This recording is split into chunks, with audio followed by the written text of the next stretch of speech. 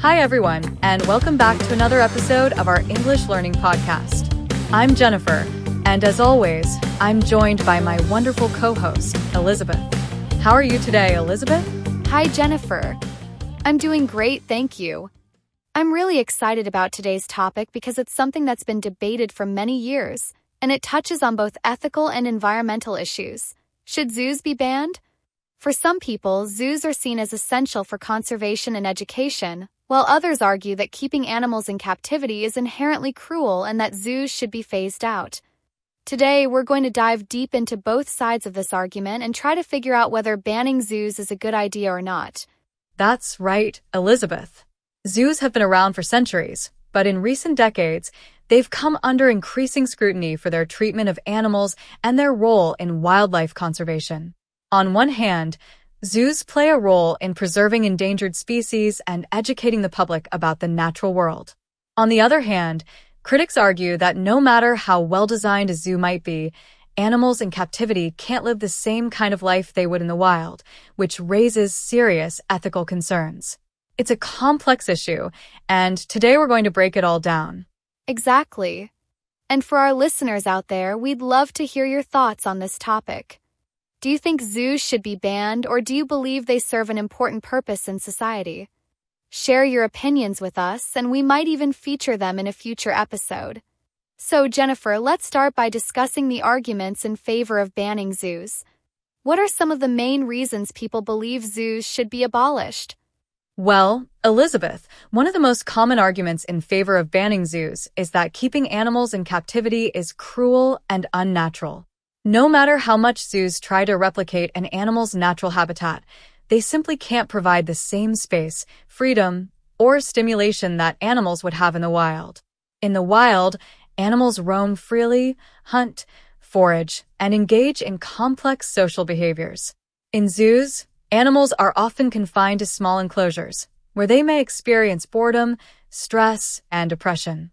Supporters of banning zoos argue that keeping animals in these conditions is a form of animal cruelty and that animals should be allowed to live in their natural habitats. That's such an important point, Jennifer.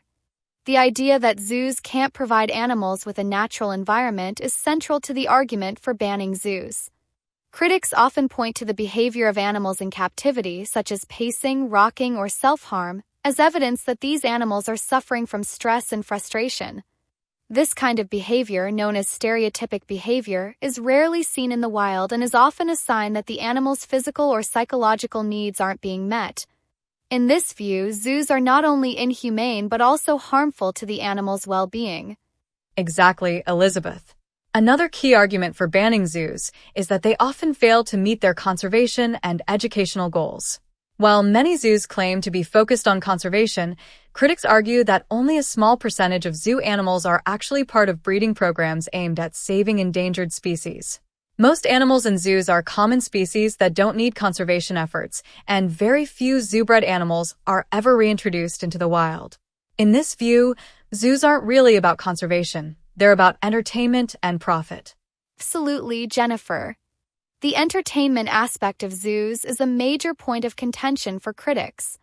They argue that zoos are primarily designed to attract visitors and make money, rather than to educate the public or protect endangered species. While zoos often advertise themselves as educational institutions, some argue that the way animals are displayed in zoos, confined to enclosures and treated like spectacles, doesn't promote a true understanding of wildlife or the natural world. In this view, zoos perpetuate a distorted view of animals, where they're seen as objects of entertainment rather than sentient beings with complex needs and behaviors. That's such a great point, Elizabeth. And beyond the ethical concerns, some critics also argue that zoos can have a negative impact on wild populations. For example, some zoos obtain their animals through the wildlife trade, which can contribute to the decline of wild populations. While many zoos claim to source their animals ethically, there have been cases where animals were captured from the wild and sold to zoos, often with devastating effects on local ecosystems. In this view, zoos may actually be contributing to the very problem they claim to be solving, the decline of wildlife in the wild. Exactly, Jennifer. The issue of wildlife trade and the sourcing of zoo animals is a major concern for those who oppose zoos. Even in cases where animals are bred in captivity, critics argue that these animals are often unable to survive in the wild if they're ever reintroduced, due to a lack of natural behaviors, social structures, and survival skills. This raises questions about the long-term effectiveness of zoos as a tool for conservation. If animals can't be reintroduced into the wild, what role are zoos really playing in preserving biodiversity? Absolutely, Elizabeth. So, from the perspective of those who support banning zoos, the key arguments are that keeping animals in captivity is cruel and unnatural. Zoos often fail to meet their conservation and educational goals, and zoos may contribute to the decline of wild populations through the wildlife trade. But, of course, not everyone agrees with this approach. Let's now talk about the arguments in favor of keeping zoos. What are some of the reasons people believe zoos should continue to exist? Well, Jennifer, one of the main arguments in favor of zoos is that they play a critical role in conservation efforts, especially for endangered species. Many zoos are involved in breeding programs aimed at saving species that are on the brink of extinction. For example, species like the California condor and the Arabian oryx were saved from extinction in large part due to breeding programs in zoos. Supporters argue that zoos provide a safe haven for species that are under threat from habitat loss, poaching, and climate change, and that without zoos, some species might disappear entirely. That's such an important point, Elizabeth. The role of zoos in conserving endangered species is a major argument for keeping them open. In some cases, animals in the wild face so many threats that they have little chance of survival without human intervention. Zoos can provide a controlled environment where species can be bred and cared for until it's safe to reintroduce them into the wild. While not all zoo-bred animals are reintroduced, supporters argue that zoos are a necessary safety net for species that are at risk of extinction. Exactly, Jennifer. Another key argument in favor of zoos is that they provide valuable education for the public, especially for people who might not have the opportunity to see wildlife in the wild. Zoos give visitors the chance to learn about biodiversity, ecosystems, and the challenges facing endangered species. Supporters argue that seeing animals up close can inspire people, especially children, to care about wildlife conservation and take action to protect the environment. In this view, zoos are essential for raising awareness about the threats facing the natural world and encouraging people to get involved in conservation efforts. Absolutely, Elizabeth. The educational value of zoos is a key point for those who believe they should continue to exist. Many zoos offer educational programs, guided tours, and interactive exhibits that teach visitors about the importance of conservation and the role that different species play in their ecosystems. Supporters argue that zoos provide a unique opportunity to engage with wildlife in a way that fosters a deeper understanding and appreciation for nature. Without zoos, they believe that people would be less connected to wildlife and less likely to support conservation efforts. Exactly, Jennifer. And beyond education, zoos also play a role in scientific research. Many zoos are involved in studies that help us better understand animal behavior, reproduction, and health, which can inform conservation efforts in the wild. For example, research conducted in zoos has contributed to our understanding of endangered species and their needs, which has helped improve conservation strategies. Supporters argue that zoos are not just places for entertainment, they're also important centers for scientific discovery that can help protect wildlife in the long run. That's such a great point, Elizabeth. Zoos often partner with universities, research institutions, and conservation organizations to conduct important research on topics like animal behavior, genetics, and disease. This research can be used to develop better strategies for protecting species in the wild and ensuring their long-term survival.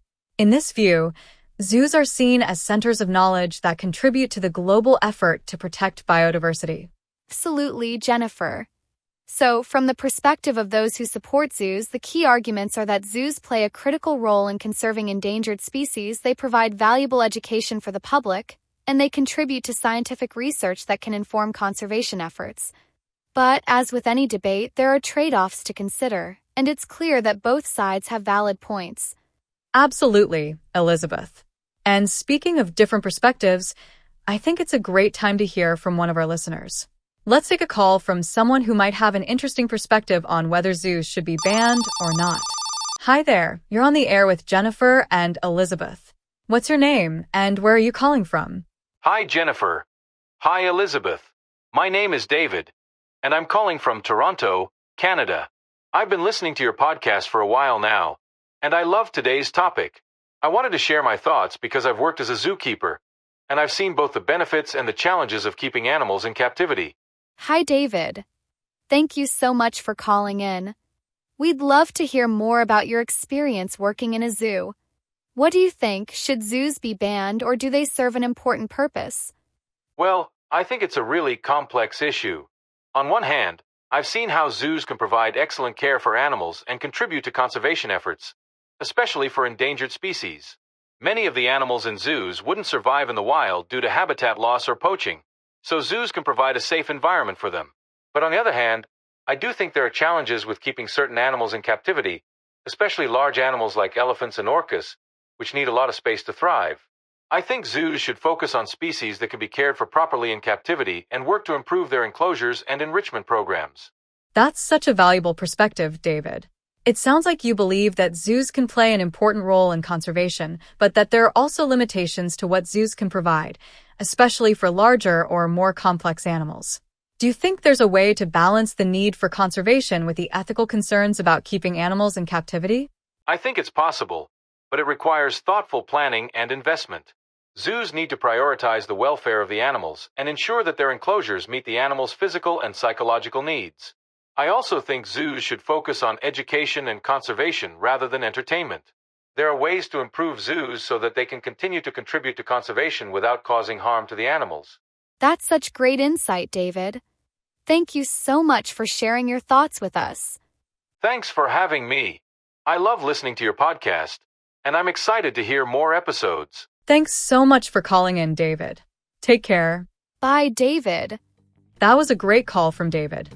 He really highlighted the importance of balancing conservation with the ethical treatment of animals in captivity. Absolutely, Jennifer. And for those of you listening, if you're enjoying our podcast, please like and subscribe to our channel. Your support really helps us keep creating these episodes and sharing more interesting topics with you. So, where does that leave us in our discussion today? I think it's clear that the debate over whether to ban zoos is a complex and nuanced one. On one hand, zoos provide important benefits, such as contributing to conservation, educating the public, and supporting scientific research. On the other hand, there are serious concerns about the ethical implications of keeping animals in captivity, especially when it comes to their welfare and quality of life. Exactly, Jennifer. Key takeaway is that while zoos can play an important role in conservation, they need to be held to high standards to ensure that they're providing the best possible care for the animals. This includes improving enclosures, providing proper enrichment, and focusing on species that can thrive in captivity. At the same time, we need to continue supporting conservation efforts in the wild to protect animals' natural habitats and reduce the need for zoos in the first place. Absolutely, Elizabeth. Ultimately, the question of whether zoos should be banned comes down to a balance between conservation, education, and animal welfare. While there may be valid reasons to keep zoos open, it's essential that we continue to evaluate and improve how zoos operate, ensuring that the needs of the animals are always prioritized. And as always, it's important for all of us to stay engaged with these issues and support efforts to protect wildlife, both in zoos and in the wild. We hope today's discussion has given you some new insights into the question of whether zoos should be banned. Thank you so much for joining us today. Yes, thank you for listening. We're always here to share new insights and help you learn English while exploring important topics like this one. Keep listening, keep learning, and we'll see you in the next episode. Bye for now, everyone. And remember, whether you support zoos or not, we all have a role to play in protecting the world's wildlife and ensuring that future generations can enjoy the beauty and diversity of the natural world.